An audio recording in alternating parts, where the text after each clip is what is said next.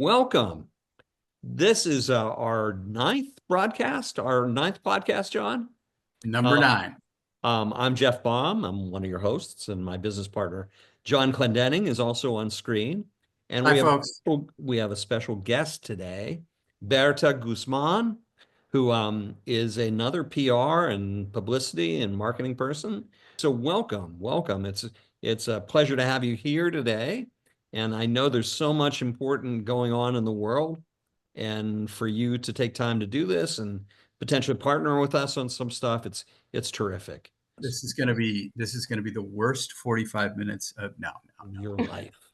No, it'll be fine. No, I did maybe a couple of things. Number one, I hope you're all enjoying my purple sweater, which I am wearing because as we record this, even though this will show up a few days from now, today's the first day of spring.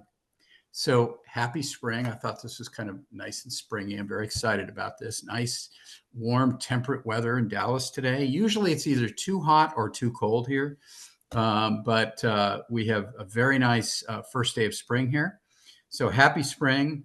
And Bertha, she's here really for 3 reasons. One is we have met her recently through the Plano Chamber of Commerce, which Jeff, you and I joined, a couple of months ago. Yeah, a few months. We have met some amazing people at these meetings, like-minded individuals who are there to promote their own businesses, but also to help other businesses. And so we talked to Bertha after one of the meetings and said, hey, you know what? We got to have you on one of our podcasts. So it all started with the Plano Chamber of Commerce. We're very happy about our membership there. She's also here, however, because as we record this on the first day of spring, which is March 20th, it is Women's History Month in the US. And we wanted to feature a female guest on our podcasts, or one of our 2 podcasts during the month of March, in order to highlight the accomplishments of a woman and the contributions that they make to our society. And so, Bertha, we're very happy to have you aboard through both Chamber and because it's Women's History Month. And yeah, I mean, the third reason, I suppose, yes, the Hispanic market is a hugely important market, certainly here in Texas, but also all across the country. So she has a lot Can of I throw out some stats, John? To say in that regard. Yes, and I know you have some data. This is good stuff. Yeah, so I just was researching this. So 13.4 to 13.7% of the US population speaks Spanish. And then additionally, there are another 12.2 million bilingual Spanish speakers living in the US. That is a significant percentage of our population.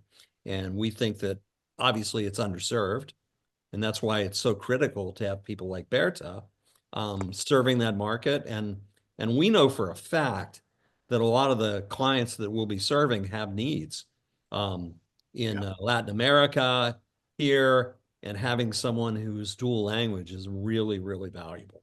Well, I'd love to start, Berta, with your story. I mean, we know your story, but we would love for you to just tell us a little bit about yourself and then your business as well, just to kind of set the framework for people.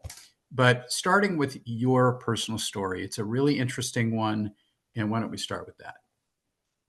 Well, John and Jeff, thank you for having me. I'm so happy to be here with you. Talking about my business and about what I do. Well, my story.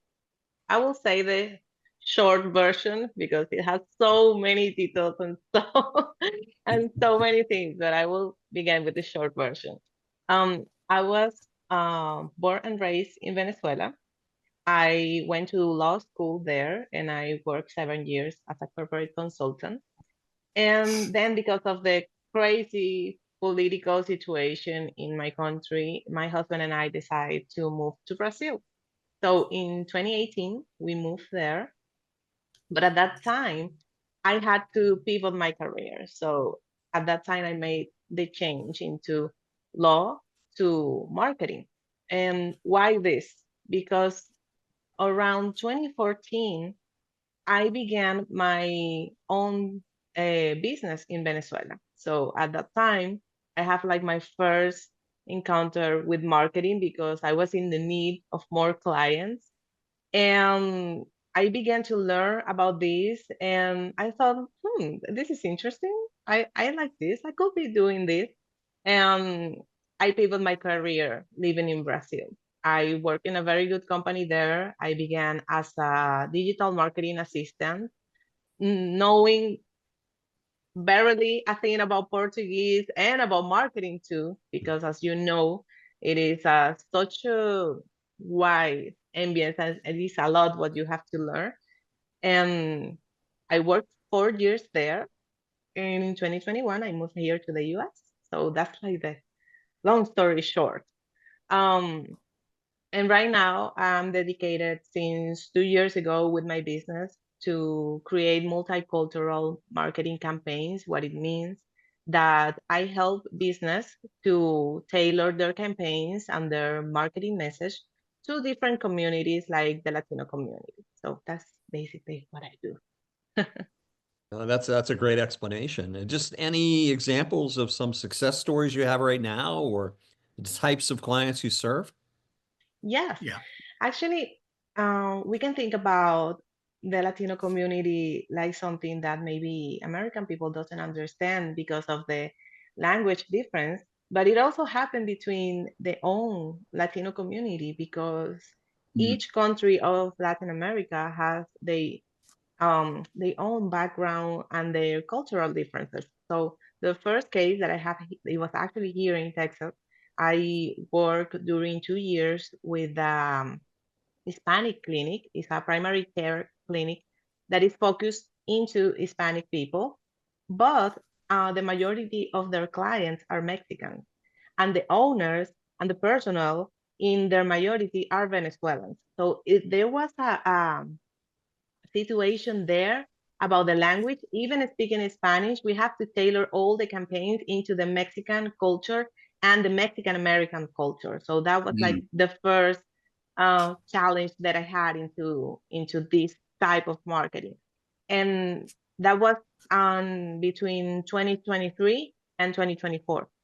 And more recently, in 2024, I worked with a nonprofit that organized a Hispanic Heritage Festival in Grapevine. So the theme of this festival, even when it is a Hispanic Heritage Festival, it is focused into the American people knows and understand better about the Hispanic culture. So it was that kind of campaign when you have to work with different audience because in one side I have the American audience and in the other side I have the Latino community that obviously it has to be involved. So those are like my biggest uh, success during these 2 years.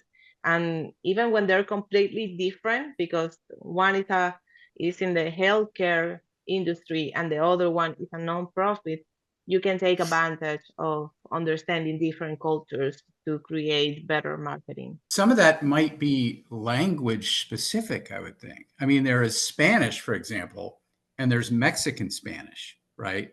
I know that from some of my translation experience, right? Is some of this pure language itself as opposed to cultural? Yeah, because well, basically, language has a lot to do with your culture. Because this is a discussion, let's say about the Latinx word. I think that this is the perfect example. Mm. So, Latinx was a word created here in the US to refer to all the Hispanic or the Latino people. But what happened? That between the Latino community, it doesn't have a lot of acceptance. Mm. So, this is the importance. This is one of the many things that I could tell you that it is important to understand the cultural background.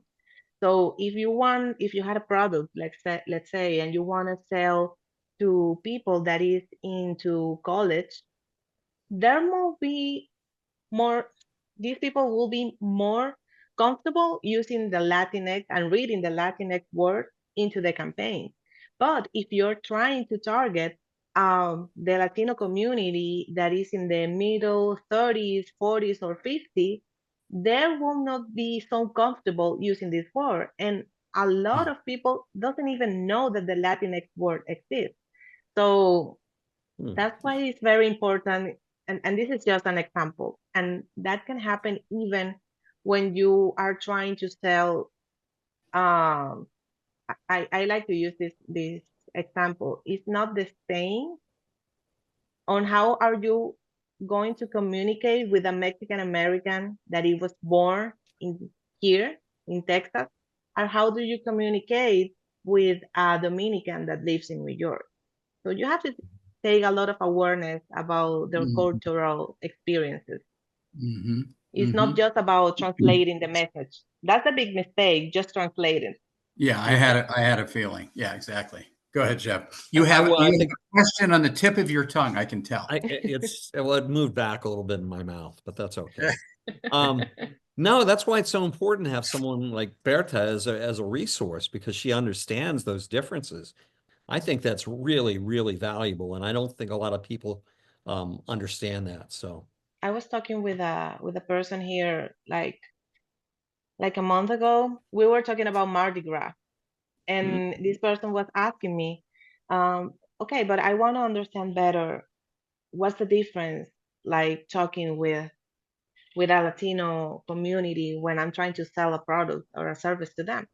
And I say, okay, I'm from Venezuela and I don't know anything about Mardi Gras. I have no idea about Mardi Gras. Mm-hmm. So it's not enough for me as a Venezuelan marketer that lives in the US if I'm trying to sell something for a Louisiana person just say, "Oh, happy Mardi Gras," and post on my social media, "Happy Mardi Gras." That will not connect with them. We need a story. We need some way to engage.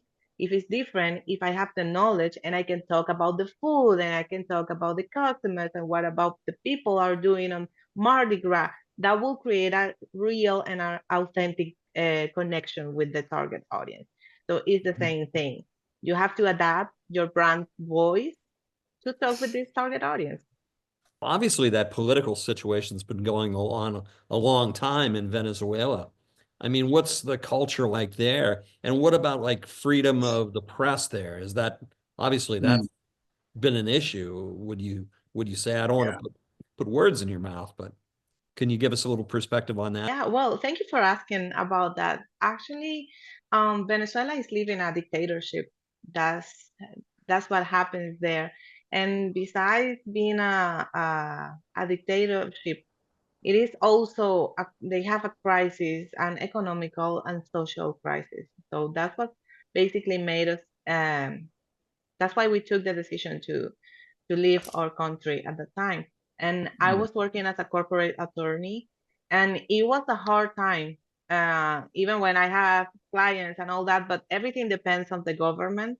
So I have like really crappy experiences being an attorney right there. So yes, there is a lot of good people, even there in Venezuela. We have particularly is that we are highly educated. The majority of Venezuelan immigrants are highly educated. At least they have a bachelor degree and they have experience in big companies there in Venezuela. So, and a lot of us are also bilingual. So, so yeah, we are great people, even when there is like in every culture problems and people that doesn't respect law because yes that happens, that's a reality, but our majority is good people and highly educated. this was a perfect lead into my question. So I may or may not have told you this, Berta, but my side hustle, if you will, this is my day job, right? My side Okay. hustle is that I am an adjunct professor at the University of North Texas up in Denton, about 45 minutes north of downtown Dallas, with no traffic. I teach advertising and PR there. And one of the classes I teach is Advertising 2100, which is inclusive advertising. So Mm. I've had various guest speakers on various topics. And one of the topics we got into recently was the way in which different ethnic groups and racial groups are presented in the media, right? Mhm. And this is mainly in ads. I'm talking mainly, it's mainly in through the lens of advertising. Yeah, we get into owned media and earned media, but it's mainly paid media. So, and the topic was, how are different groups of people portrayed in advertising? And I'm going to read you from some of my notes from a recent lecture. I would love to get your view on this. I know Okay. what you're going to say. What you're going to say is and this is what I said to the class, that it is ridiculous how inappropriately the Hispanic population can often be presented in advertising, right? So I'd love to get your view on this. And I'm looking at my notes now. So hopefully, I think I'm still looking at you, but and this is from Yes, an you are. article. I don't have, okay, good. This is from an article. I don't have the source in front of me, but I'm actually quoting from the article. Okay. Latin American people are drastically underrepresented in the media, featured with speaking roles in only 1% of television ads. 1%. So Jeff, what was that number? What'd you say the percentage of the population is that's Hispanic speaking? Yeah, Hispanic. it's, well, 13.4 to 13.7%. But then you can lump in an additional 12.2 million people on top I of that. mean, It's a okay, it's a so pretty big chunk of the population. 15, 20% of the population Right. is Hispanic. Okay. But they're only featured with speaking roles in only 1% of television ads, which to me is, why is that? Okay. And then there's some other stuff in here. Maybe I'll stop with that because that might be enough to get you going. There's some other stuff in here about how Hispanic people are represented in ads. And um, they are also misrepresented in there too often in terms of being in subservient or blue collar labor roles, right? So Yeah. it's not enough. And okay, we give you some credit for featuring a Hispanic person, but you're featuring them in some sort of subservient role, which goes directly against, I'm sure, reality, but also some of the numbers you were just talking about in terms of how well educated Venezuelan people are. My husband and I had a joke here, a cruel joke. Whenever we watch a show on streaming, and there is certain actors that they are well known because they're Latin, because there's not too much Latin actors. Whenever we saw this person, my husband say he's gonna be killed. Are you kidding me? Yes, because he's gonna be killed. He's not gonna make it to the end of the show. Oh my God. And I always say, no, do you think so? Yes. Or he's going to disappear from the show for anything, but he's not gonna last to the end. And generally that's what happens.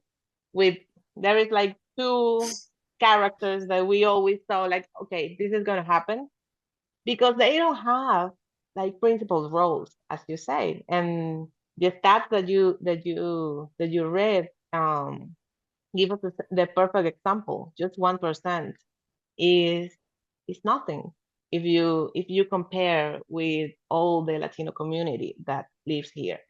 So this is my personal criteria and not based on any study or anything. It's just my criteria. I think there is two things that are going on. First of all, yes, it is a reality that a lot of the Latino community are blue collar workers.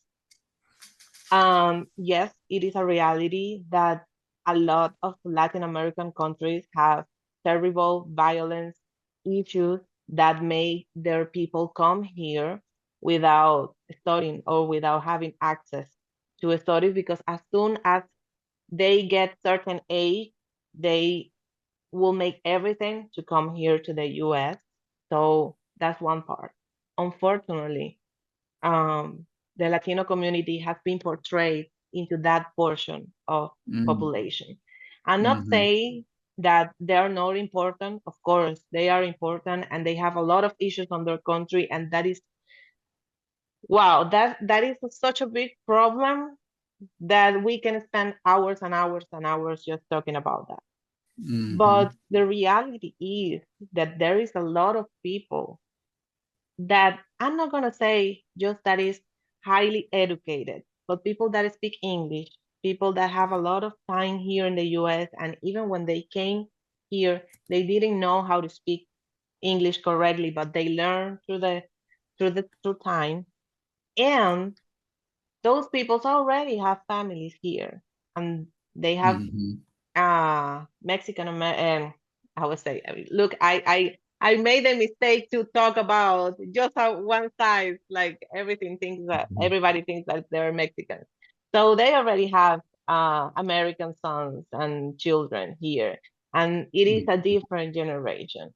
Actually, I interview because I had a podcast a couple of years ago, and I interviewed a Mexican American comedian, and he was working into creating a movie called Legalize that it was filmed on El Paso, and it talked all about this when this law, I think that it was in the 80s, that a lot of immigrants have the opportunity to be legalized here in the US. And he was talking to me like the reality is that there is underrepresentation on TV shows, on movies, but when you look at the stats, the majority of people that consume those shows are Hispanic or Latino. So Mhm. it is, we are not represented, but we have the money to buy. So it Oh is yeah. a huge ambivalence there. And that's part of, I always say, like, at least in Texas, you have 40% of population that is Hispanic. So if you are not targeting this community, you're leaving money on the table.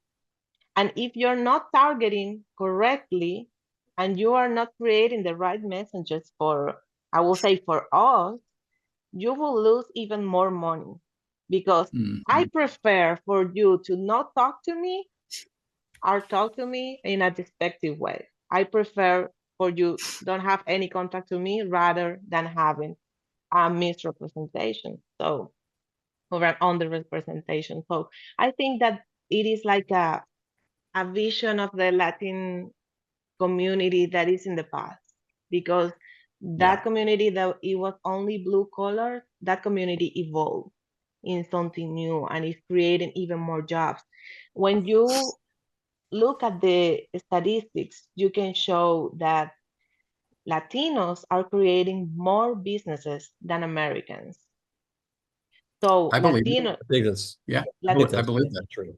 yeah, the Sure. Latino community are working into creating more jobs and more opportunities. So it is like um this image from the media that is so harmful. And also I noticed that the multicultural strategies are offered generally by big agencies or big companies. Oh yeah. Oh yeah. So the small to medium sized company doesn't have access to understand, to truly understand. They don't have access to market research. They don't have access to real statistics that and to professionals that help them to understand this community and to translate and communicate better with them. So so yeah, that's in part why I do what I do because I want to offer to the small to mid-sized business this opportunity to engage with the Latino community. This community is one of the most loyal, and it is Mhm. the numbers exist. The Latino community will keep engaged with you and will be loyal to your brand if you understand that and if you talk to them into the right way. John, you know I hate to talk about politics. You know that. Yeah. But there is a really He can't relevant help topic himself. right now. He can't help himself. I know exactly what you're going to say, and I think it's good to bring it up. Yeah. Diversity, equity, and inclusion. 100%. And the current administration, has come out against those initiatives for various reasons. But I would imagine, based on everything you've just said, at least in our minds, that's so relevant to business right now. And to not have those initiatives in place, I think that's a big mistake. But from your perspective, how do you view that? Well, I think that everyone, it doesn't matter if you are American, African, Latino, everyone has to earn their place. Mhm. So that's a fact. So yes, those initiatives must exist. They are important. And actually, I'm talking here about the inclusion of the Latino community in your Right, market, right. into your marketing strategy. But it people have to be careful because it is like, oh no, I will give this job because I need to fill up the quota, and she's a woman, Mm. and I need 10 women. Actually, yesterday I was reading a book. I don't remember the exact name, but it talks about the dynamic of powers between women. And Mm. they put an example of Senegal. They have a law where do you need certain number of seats on the Congress, they have to be but for women, and another one for men. And they try to keep the equality, which is a good initiative. But what happens if I don't have the enough men? I want to talk about women. Let's say I don't have the enough men that have the preparation and have the studies to be on a seat on the Congress. Or what happens if I don't have the enough women to get into those seats? So yeah, Mhm. companies need to look out who are they hiring. You cannot have the bias that is only, oh, I will hire them because I need to fill up the quota. It has to be balanced. I think that it has to be balanced. Those initiatives have to exist. They must exist, especially in a diverse country as the United States. But it has to be Mm. balanced, like everything in life. I agree. That's a really good viewpoint. I couldn't agree more with that. So I'm going to go back to that advertising thing and in not only the underrepresentation of Hispanic people in ads, but also the misrepresentation of them. Right. As I mentioned up front, we're also here to celebrate Women's History Month, right? And so in the class where we talked about gender in advertising this semester, I don't have the notes in front of me, but I'm pretty sure this number is right, if not very close. But we were talking about what is too often misrepresentation of women in ads, right? And too often, and this is all based on research. This is a data-driven comment that too often in ads, women are portrayed in so-called traditional roles, right? Almost like just perpetuating the stereotypes, right? And one of the things that I landed on in my research for that lecture was a stat that said that I'm pretty sure this is right. 63%. So just think of the people creating the ads in the first place, right? Mm-hmm. 63% of creative directors at advertising agencies are men, right? I actually, I was about to say I was surprised the number isn't higher, just based on my own personal experience from watching ad agencies. But I mean, the point is that if 2/3 of these ads are being led, I mean, one person doesn't create an ad, but the creative director is ultimately Mm-hmm. in charge of it, right? If men are creating 2/3 of ads, no wonder that sometimes women, or too often women, are misrepresented in advertising. So I wonder if you translate that to why are only 1% of ads even featuring Hispanics, people with speaking roles. Maybe that's because there aren't enough creative directors who are Hispanic, right? I mean, that to me seems like a fairly direct path to changing the way Hispanic people are represented in advertising. Does that make any sense? Yes, of course, because you can't talk about something that you don't understand.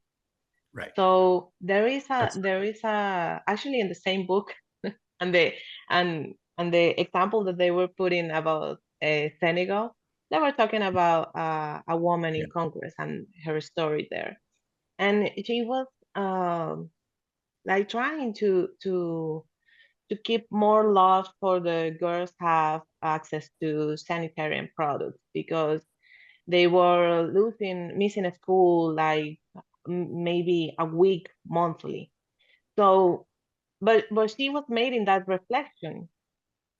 If the majority of Congress are men, they don't understand these kind of situations. So if the Right. majority of creative directors are Americans or from other nationalities, they can understand the concept of Latinos. And one thing that I seen happen is that yes, the data is very useful, but you need context with that data. Mhm. So what happened is that maybe they have a lot of data and they just put everything on the same bowl. Look, oh, we have this data from the Mhm. from the Hispanic market, and you put everyone on the same bowl, and you made this picture like, and I came here with the example of the Mexican American. So you came with the thinking that, with the thought that, oh, all Latinos are like Mexicans because Mhm. that's the bias that exists. Yeah. Or maybe if that creative director knows a Colombian community and say, oh, all Latinos are like Colombians. And that's not the case. So Mhm. yeah, I think that we need more diversity into those positions too. Because it seems like multicultural marketing, it is something so specialized that not everyone has access to it. Interesting. That is Interesting. interesting. So, Jeff, you brought up politics. Mhm. So That's a fun this, topic right now. yeah, right, exactly. Uh, That's this a whole, tough topic. yeah, exactly. This whole thing about English as the only is the official language of the United States. Now, I know Uh, that's been floated. I don't know if he- if it there was an needs to be executive order declaring English okay. as our official language. So After it what, doesn't. 250 years? I mean, we're a country made up of immigrants. Very few people are from here. You'd have to be a Native American. So I don't know. I think there's room for all different types of languages. Certainly the language of commerce and business, Well, English makes sense, but oh, I, I see. I do think it's important to be an inclusive country where everyone's accepted. But So I guess it's happening then. So yeah. Mhm. does that change? Does that change things for you? I don't think so. I Doesn't? mean, honestly, I don't think so because we have the liberty to run ads on any language. Hmm. So No, that's the true. That's true. so and there is working for the Latino community, like targeting this audience, doesn't mean that you will create all your marketing messages in English because it will depend of what portion of the Latino community you're trying to sell your product or your service. Because if you're talking with a Mexican American, a Venezuelan American, my son is a Venezuelan American. So if you're talking to them, you can talk in English or Spanish. And I say from my own situation, my son is 3 years old. On my house, we only speak Spanish, and my son speak English better than me. So Mhm. when I talk to him in Spanish, he understands, but he answers me in English. So he's Oh, that's almost 4 years old. Interesting. Yeah, and yeah. he goes to a school that doesn't have a dual language program. Mm. So obviously, when he grows up and when he had the age to buy something, you will have to communicate with them in a different way because Mhm. yes, he's born here, but he have different roots. So you can use English if it's Okay. if it's that the case, and we can run ads on any language. So I don't think there is so much of a difference. No, where I was raised, I'm from Pittsburgh, Pennsylvania. And we had a very ethnic makeup of our community. There would be one section of Pittsburgh that was Lithuanian, another section that was Italian, Jewish section. And it was a great little melting pot. You know, we talk about the US as being a Mhm. melting pot of all these different cultures. And we Yeah. had Polish, we had, you know, pretty much any nationality you could think of. And it just made for this great diverse community with wonderful food, great stories, Mm. you know, just everything kind of melded together. So I worked in a company that supported, it was called the Texas Business Immigration Council. And that was for legal immigration, you know, especially on the Texas-Mexico border. And the value that people from Mexico specifically bring to Texas and the US. And, you know, the conclusions were pretty clear. Um, they weren't taking our jobs. They were doing things that the typical Texan wouldn't want to do.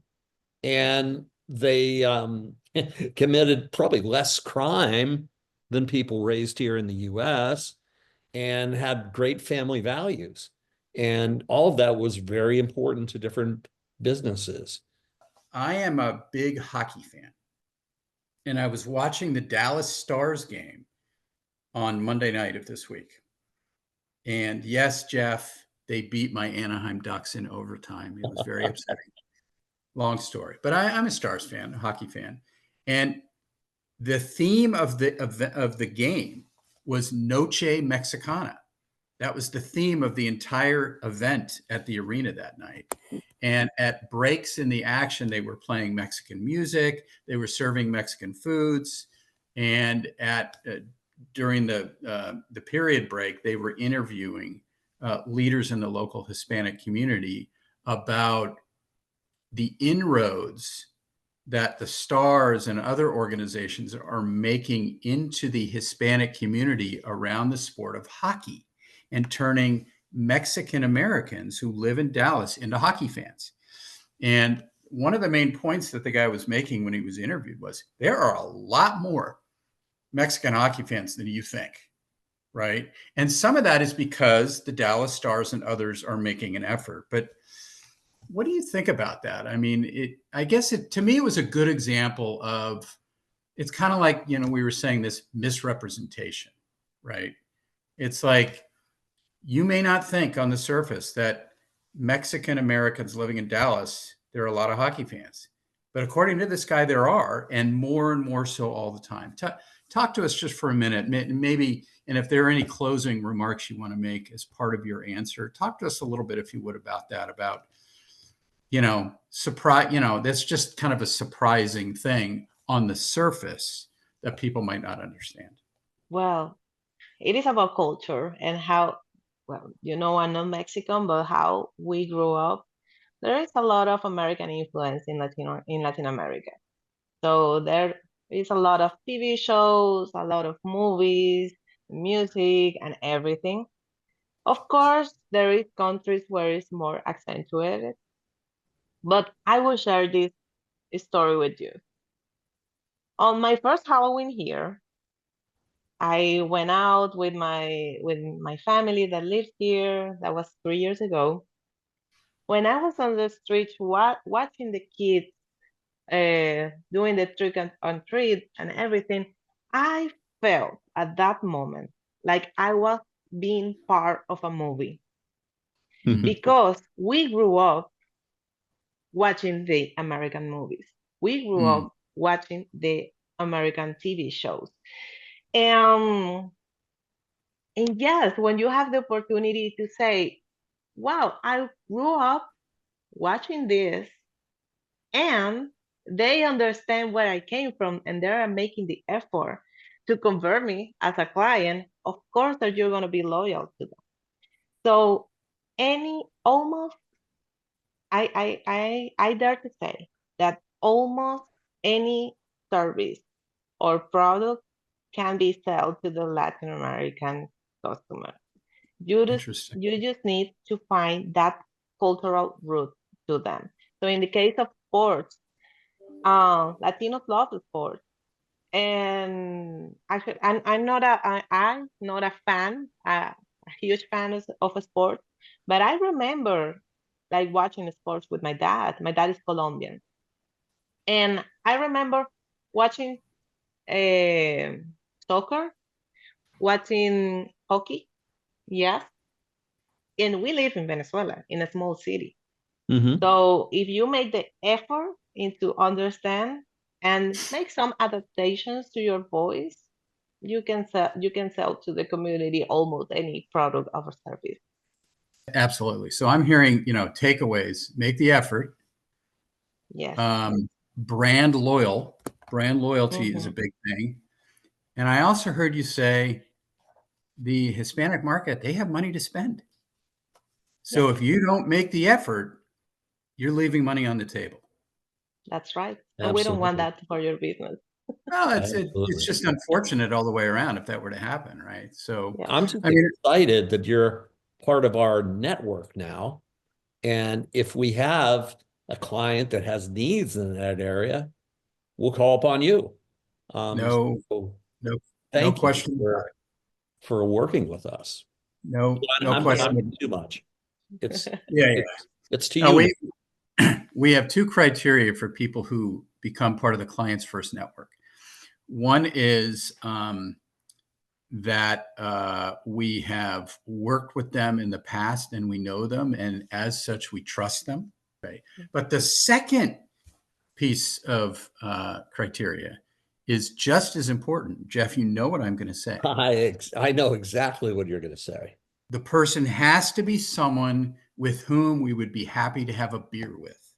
I can tell you right now, I don't really want to have a beer with Jeff. I'm just kidding. We've had too many together. Exactly. I've had plenty of beers with Jeff. One of these days, the three of us will have to have a beer together and celebrate the fact that we're partnering in the market here. Yeah. Well, we want to give you the opportunity to do a plug for your business. How do people find you directly? Yeah, your Well, website.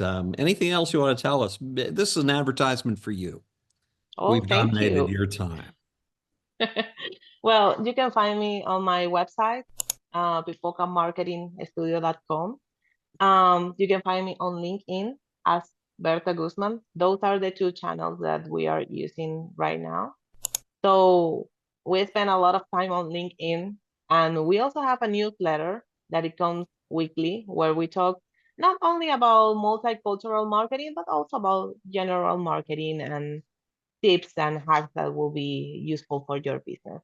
So it will be my pleasure for the people to join and understand better and have the opportunity to talk about this. Excellent. Fantastic. I have seen that newsletter. It is very well done. Thank you. And I hopefully as a agree. result of this, yeah, we'll generate some more, even more traffic for you. And this will show up, by the way, probably early the week of March 24th. So next week at some point. Just remember to access us on our social channels. We're on all of them and our website if you haven't visited. Although I'd like to also plug, we've got a newsletter now. We just put That's out right. our first, and we did it to a network of people we know and we've run across, but we'd love to expand that. So go on our website, send us a note saying, hey, I want to get your newsletter. Bertha, thank you very much. Happy to have you as a guest on our show. Happy Women's History Month and happy first day of spring. Thanks for joining us. Thank you. Thank you, Bertha. Thank you for having me. See y'all later.